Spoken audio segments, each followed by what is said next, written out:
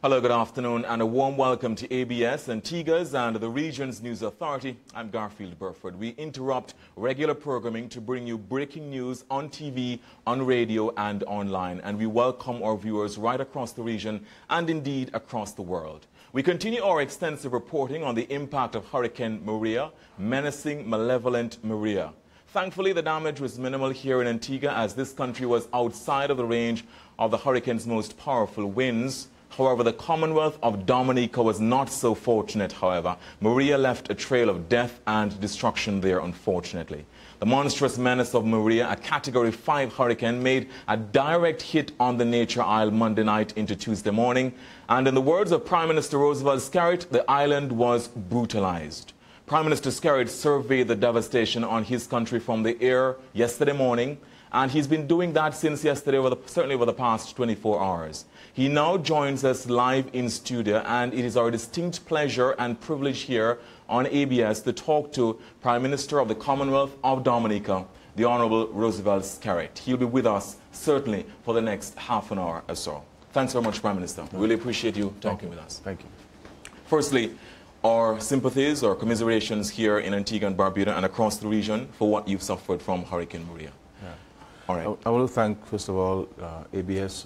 You've been very helpful before the storm and during the storm and after the whole hurricane. And to the Prime Minister of Antigua and Barbuda and his cabinet and the people of Antigua have been exceptional. The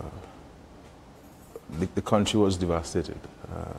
And of course, our prayers and thoughts go out to Puerto Rico and St. Croix, the Bahamas, and of course it's our understanding that the hurricane will go up to mainland United States. So our thoughts and prayers are with these islands. Talk to us about what you saw from the air when you surveyed from the air yesterday. Almost complete devastation in some villages. I mean, first of all, every village in Dominica, every street, every cranny, every person in Dominica was impacted by the hurricane. We have no running water now, we have no electricity and no power. We have very limited now telecommunication services by WhatsApp, mainly. All of the telecommunication services down. Private homes have been damaged, some beyond any form of repair, all flat in their faces. Many of our schools have been destroyed. Our main hospital is with no electricity now. They've been running a very, very difficult operations. And with generators? No generators. The generator had to be set aside because of the flooding. And we're now doing an assessment of the electricals to see if we can turn it back on. Nurses have been working for the last 96 hours non-stop, trying to provide care to the patients. Communication to many parts of the country is impossible. We will have to access villages by sea and also by helicopter.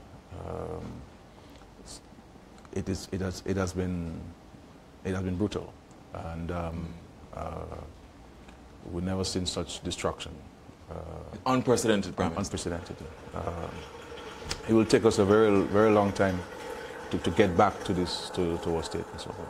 So our main preoccupation now is search and rescue to determine how many are dead, how many are missing, how many we need to rescue, providing relief to many parts of the country, water and other essential supplies, because we prepared pretty well for the hurricane. People stockpile the supplies, but most of it got wet and flooded. Yes. So it's of no value to anybody. So right. A lot of communities are without drinking water and basic food items. So we're trying today to get those items to them as quickly as possible. Right. We'll talk more about the relief supplies, Prime Minister, and the relief effort. Let's talk about the death toll. There have been a number of different numbers which have been put forward. Yeah. What is the official count? We don't have the total count because we have not been to some communities. I have been able to land in some of the communities, and the authorities here provided me with the number of people who have died. So far, we would have buried in excess of 15 people. It is in one village, 13 people missing. In another village, 5 people missing. Another community, 2. And we can say that because their homes are no longer standing. They've been washed by the rivers there. We have not been to many villages, and just going by air, looking at the situation. If there are no fatalities, then it's a miracle. I'm hoping to go there tomorrow morning, if not this evening, especially in the Canada territory where the indigenous people reside, the east coast of the country. It would be a total miracle if there are no fatalities in those villages. So 15 persons have so far been buried, Yeah. 15. Yeah. Talk to me about the villages, Prime Minister, where these deaths have occurred. You're talking about Point Michel in Grand Bay, houses collapsing on people. In a place called Goto Village in Jubla. In Marigot, there was 1 death there. In Dalis, a community called Dalis in the east, in the extreme east. We had some deaths in a community called Dodan, close to Portsmouth in the north. Jubla. As a matter of fact, when I visited Jubla yesterday, they were just having the burial service for the deceased person. This was a 71-year-old lady. People have buried the dead because of the health concern there. So the residents have taken the responsibility to bury the people. So all of the people who we know are dead have been buried. So in addition to these 15, you're saying at least another 16, 17 persons are missing? That's for the villages we know. And we will have a better assessment by tomorrow when we visit the other communities. This was brutal, Prime Minister. Right. It's a miracle too that there were not many more deaths. People had to explain to me where they took shelter during the hurricane. People were just exposed to the elements of the hurricane. Nowhere to run, nowhere to hide. People were hiding in the cupboards,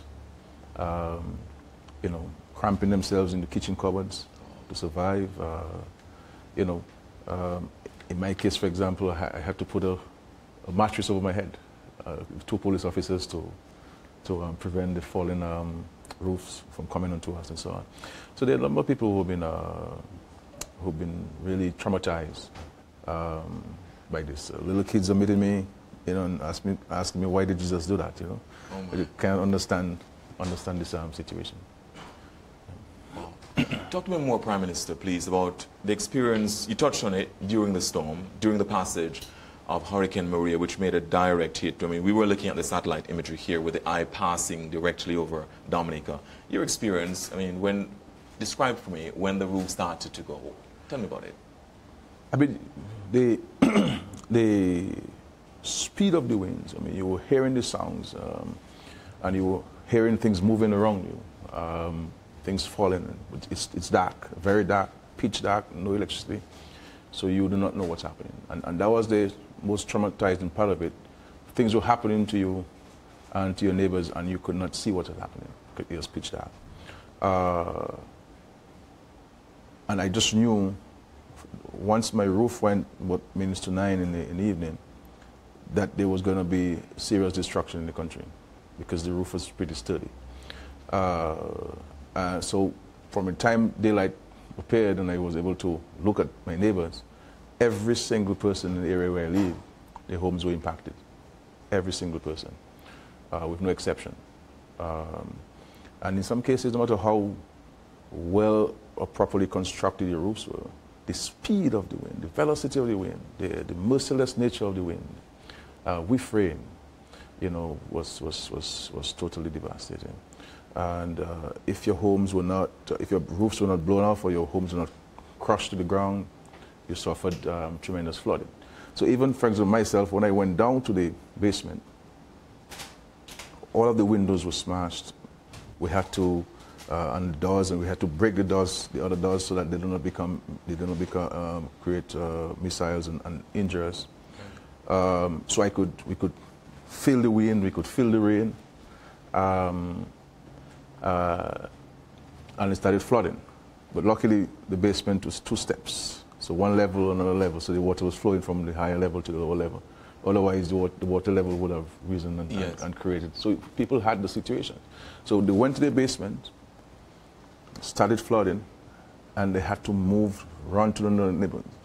So one guy said to me, look, his family moved to a neighbor's home. From the time they got there, as they got there, the roof went. And they had to go to another home. And when they got to the other home, the roof went. Really?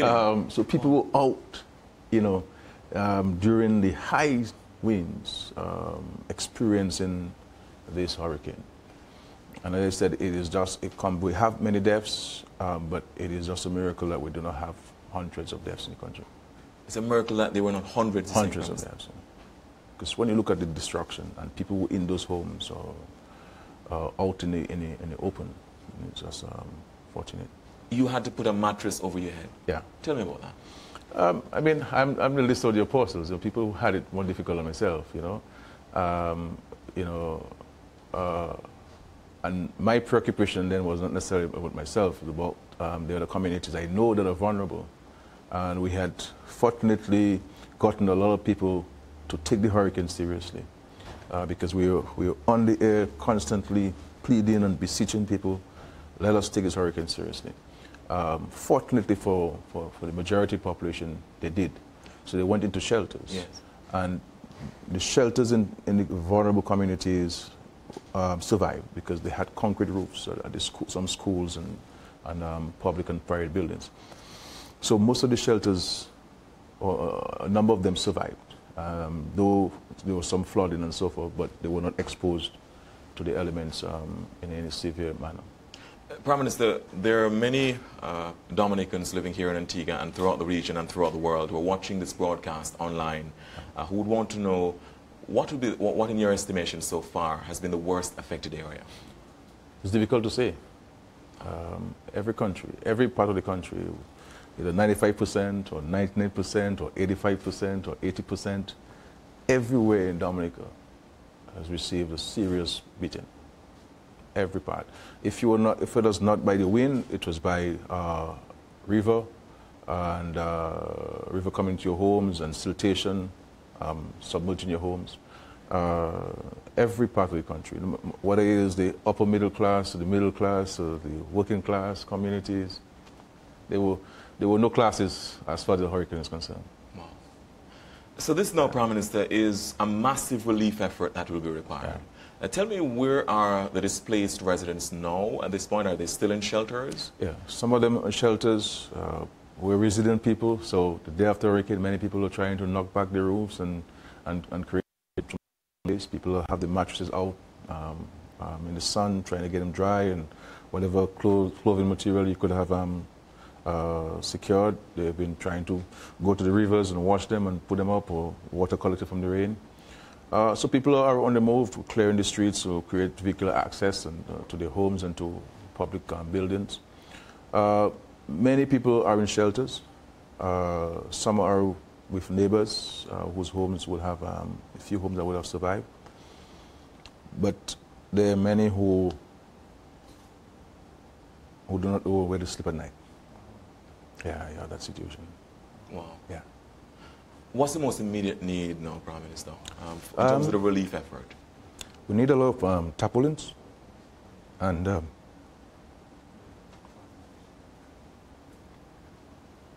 supplies. It's a difficult, it's really an extraordinarily difficult moment for Prime Minister Skerrit, who, as he said, has given us the opportunity to share his story with the world. And the Nature Isle has been an extraordinarily resilient country. You would have heard yesterday from Hartley Henry, the Prime Minister's principal advisor, telling ABS how difficult it is, and obviously it has been an extraordinarily difficult moment for the Prime Minister. Water for the people, food supplies, tarpaulins, some blankets, urgently. Yeah. Prime Minister, and our viewers on TV and online would understand that we are taking a moment for the Prime Minister to collect himself again, because, as I said, just telling the story is an extraordinarily difficult thing for the Prime Minister. In terms of the countries who have assisted, talk to me about the number of countries, certainly Antigua and Barbuda. Well, you know, a lot of the countries have responded in the OECS and CARICOM. Every single country has responded. The French, the British. I'm supposed to speak to Prime Minister Trudeau of Canada at 2 o'clock today. The Moroccan government, the Venezuelan government, the Cubans, Martinique and French Guiana, Guadeloupe. I mean, many countries are pouring in various organizations. Yes. You know, Antigua and Barbuda has been very helpful. The Prime Minister has been providing great assistance. The Prime Minister of St. Lucia, the Prime Minister of Grenada in their respective roles as OECS and CARICOM chairman. So the world is mobilizing to assist us. We're going to need a lot of helicopter services, yes, to airlift the supplies to the respective communities. So if anybody's listening to me, helicopter services are going to be critical to get the supplies to people in large quantities, so that we can minimize the misery and the suffering, and also the fact that they really do need the water supply. Every village I've been to, they have indicated to me water, and supplies for the babies and infants. So baby supplies, so water, tarpaulins, yeah, baby supplies are in greatest need. Yeah. Good. Yeah. Have some of the relief supplies started to reach some of the most affected persons yet? We do not today. So we do not from today. Excellent. Yeah. And in terms of the areas, Prime Minister, that you will be kind of, you know, making priority? I mean, as you said, all the country was significantly devastated, but in terms of the areas that you're going first with the relief supplies? The entire east of Dominica, the south, the extreme south, because this area is a completely cut off, and the south, you know, it has always been a challenged community. The inner communities, Campbell, Bells, which is in the rainforest area, a very disaster-prone community. Mount Prosper and Loda in the valley. The Canalago territory, where the indigenous people reside. We need to get supplies in there, into Good Hope and Petit Soufrière, because those communities are cut off in terms of road traffic. We're going to have a particular challenge in Petit Soufrière because there are no landing pads, so we may have to just drop off the supplies to them. Or we're also trying to get boats into there, but the seas have been rough, so that has compromised our ability to get in there. So the logistics of getting the supplies there is going to be critical. Yes, yes. So we have the various international regional teams on island. They have been made part of the emergency operations, and they're assisting in putting logistics in place to get things going. So I authorized and approved the strategy last night, and they're now effecting it today. Brilliant, brilliant. It's excellent, Prime Minister, that the region has so far rallied to Dominica's support, and Prime Minister Gaston Brown here in Antigua and Barbuda has given his full commitment, sure, that the Antigua and Barbuda, the government and the people here will give you our full support. Sure. I wasn't actually in touch with Prime Minister Brown while my roof was going. You know, we still had cell connection. Okay. So I was, in fact, telling him what was happening while it was happening. You know. Yes. But you know, the world, everybody has been very supportive. We're very appreciative of that. Dominica is going to need all of the help the world can offer.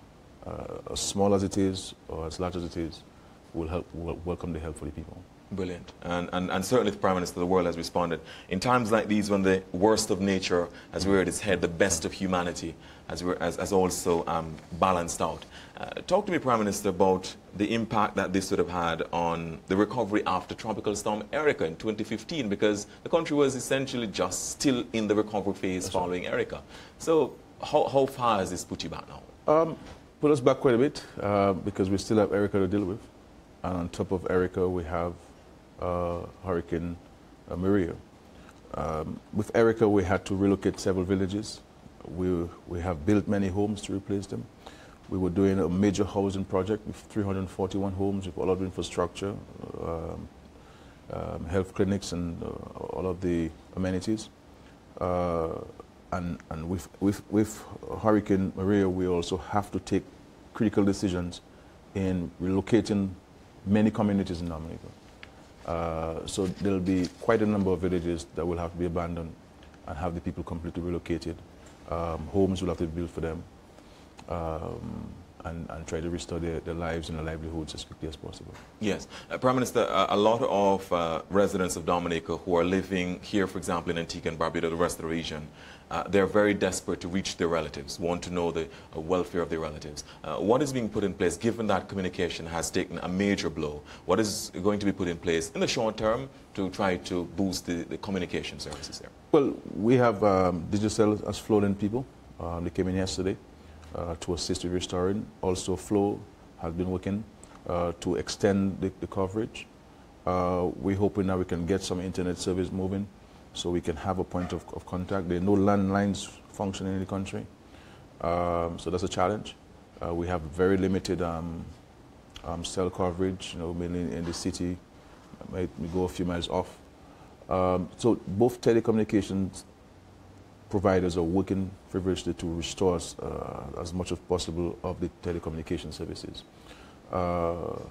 And we will be setting up our missions in London and New York and Washington to assist with providing information to citizens out of our region who are seeking information about their relatives and friends.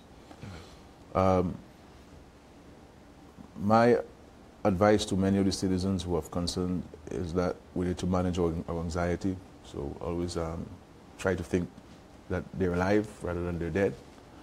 And many people have WhatsApped me and have been able to tell them, okay, well, I met your sister, I met your mom, said she's fine and so forth. Very good. So once you tell me the name, and when I get in there, I'll ask about the person and I'll say, well, the person is fine and so forth. Very good. So we're in touch with people, and in terms of fatalities, I would advise them to remain calm and think on the positive side with regards to that. Excellent, excellent. And you've been able to try to ease some of the concerns, Prime Minister. That's communication services. What about water and electricity?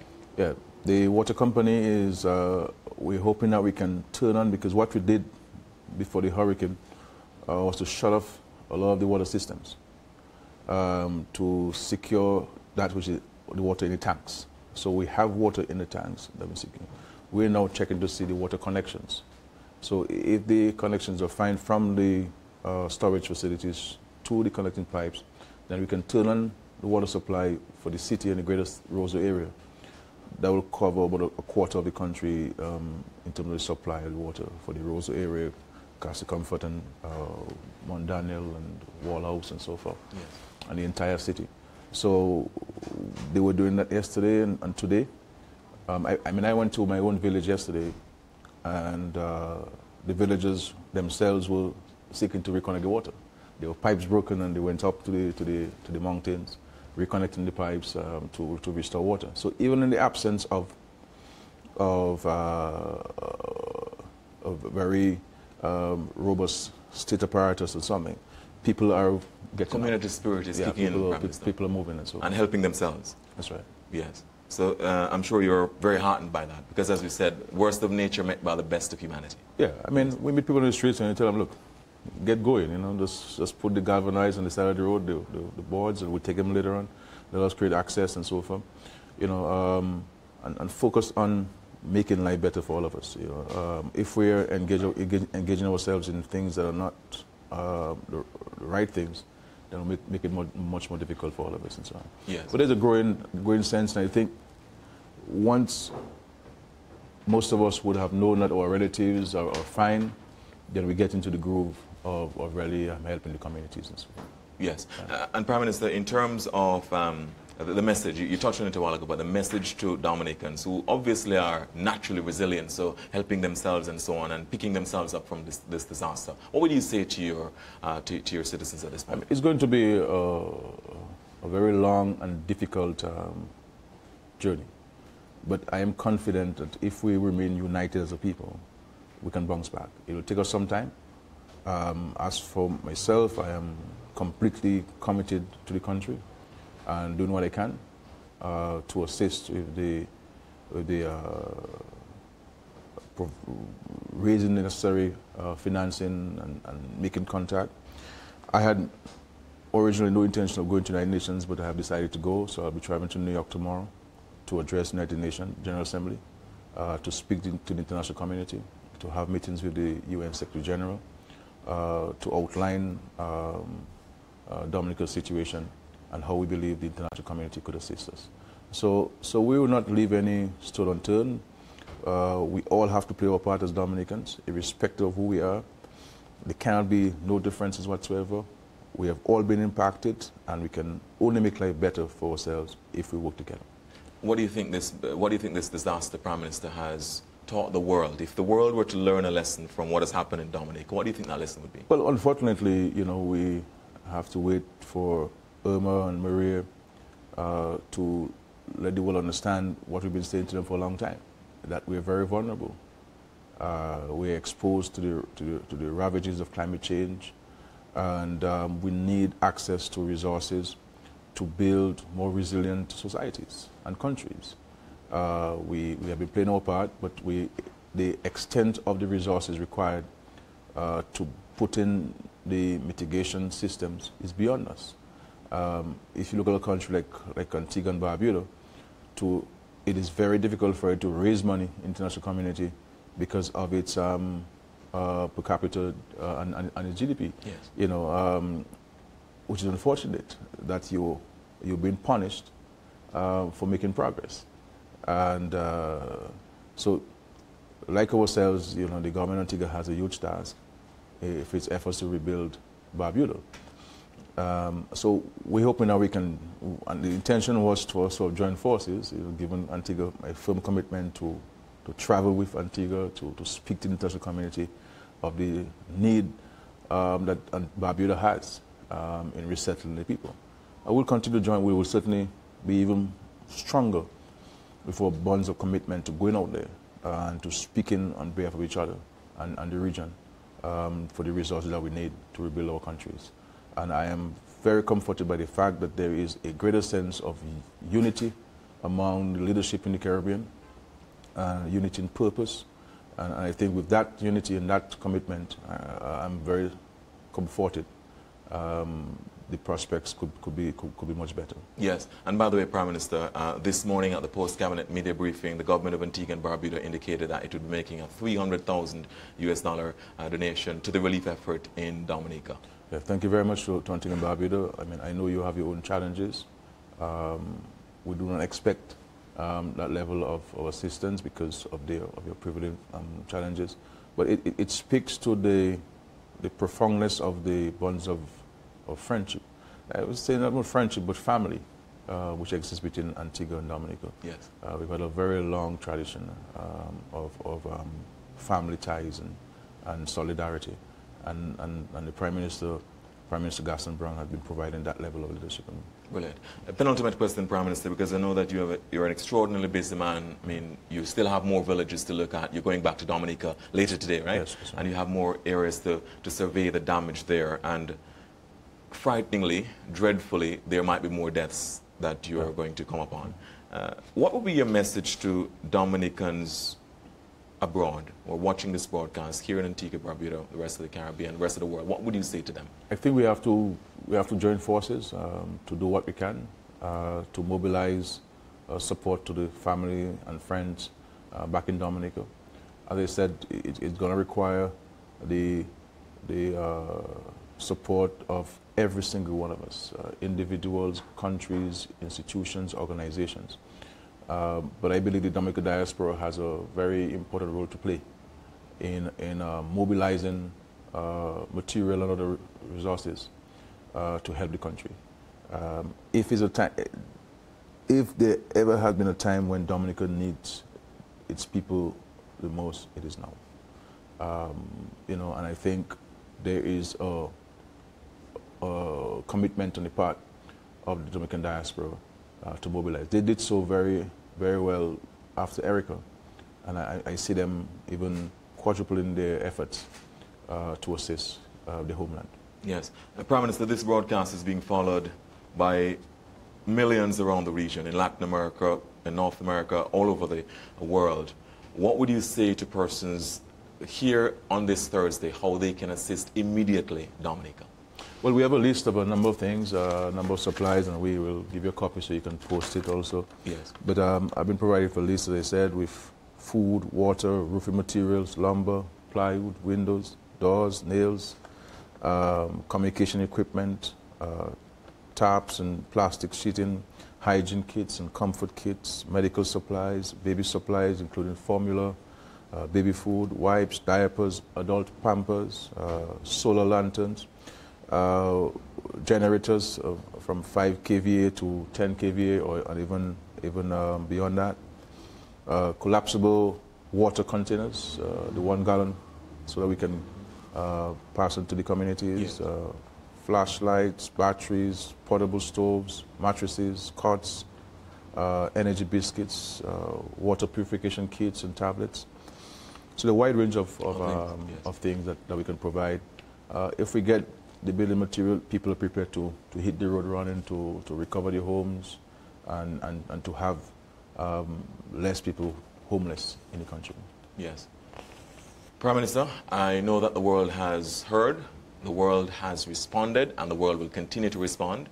And I am absolutely confident that your country will rise stronger like the phoenix from the ashes. Sure. Just to tell you how serious the situation is, and I joke with my people. Yes. When they meet me on the streets and they say, Prime Minister, my house is gone, I'm homeless. I said to you, darling, I am also homeless as the Prime Minister of the country. Yes. So it is, you know, I really thank all of you and thank the world. We look forward to your continued solidarity. I am here to speak on behalf of the 72,000 people who call Dominica their home permanently, to say to you that every one of us needs you now, and in whatever way you can. Yes, the hospital, Prime Minister, I have to mention this, no electricity there, no generator. No. Is that your biggest immediate concern? Yeah, because we've had to isolate the generator for fear of anybody getting injured or fatalities.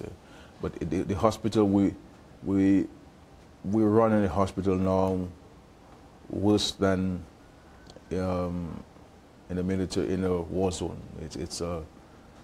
We're running really an archaic system. Everything has to be manual.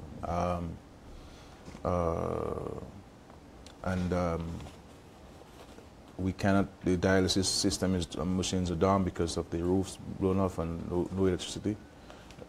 Any patient with who need critical care, we have to airlift the person because the ICU has been completely destroyed by the hurricane. So that's one of our major concerns there, and if we can get help for this, the Martinican authorities are indicated are prepared to assist us in airlifting some of the patients to Martinique. Any other country who can assist with that would certainly be helpful, because we have quite a number of patients who require dialysis treatment, and some of them, the last treatment they got was on Monday before the hurricane, because what we tried to do was to provide them with as much, you know, before the hurricane, yes, so that it would last them during the time. Yeah, right. But it's been some days now, and they have not dialyzed. I mean, one patient who has to receive dialysis every day, dialysis treatment every day, he walked from Portsmouth in the north to Rosa. That's over 21 miles. Wow. You know, and I met him at the hospital, and he says, look, I came from Portsmouth because I'm desperately in need of help. There's one patient in Jubla. The family told me that if he doesn't get airlifted, he will expire. Wow. So in terms of these critical patients, it is absolutely urgent that we get them out. Especially, that's why you need helicopter services. That's right. All the helicopters that are available. That's right. Prime Minister, thank you very much. Thank you. Really appreciate it. Thank you. And I know that the world will rally to the cause of helping Dominica to rise again. Sure. Thank you. I am very optimistic on that. This has been a special ABS television, radio, and ABS online presentation you would have heard the very, very visceral reaction, the moving reaction of Prime Minister of the Commonwealth of Dominica, the Honorable Roosevelt Skerrit, after having seen for himself the devastation, or at least part of it, that has been wrought on his country by this monstrous menace called Maria.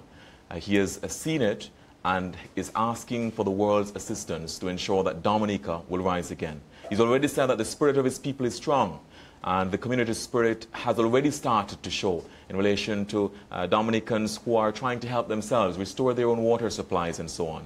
Obviously, therefore, they will need any help they can get. We know that the best of humanity will arise when the worst of nature has shown itself. And Maria was for Dominica the worst of nature. Thank you so much for watching on TV and online. Thank you so much for listening on radio, wherever in the world you are. But of course, we leave you with this note that Dominica needs you at this point. I'm Garfield Burford. Good afternoon. You are in tune with the nation's stations, ABS TV channel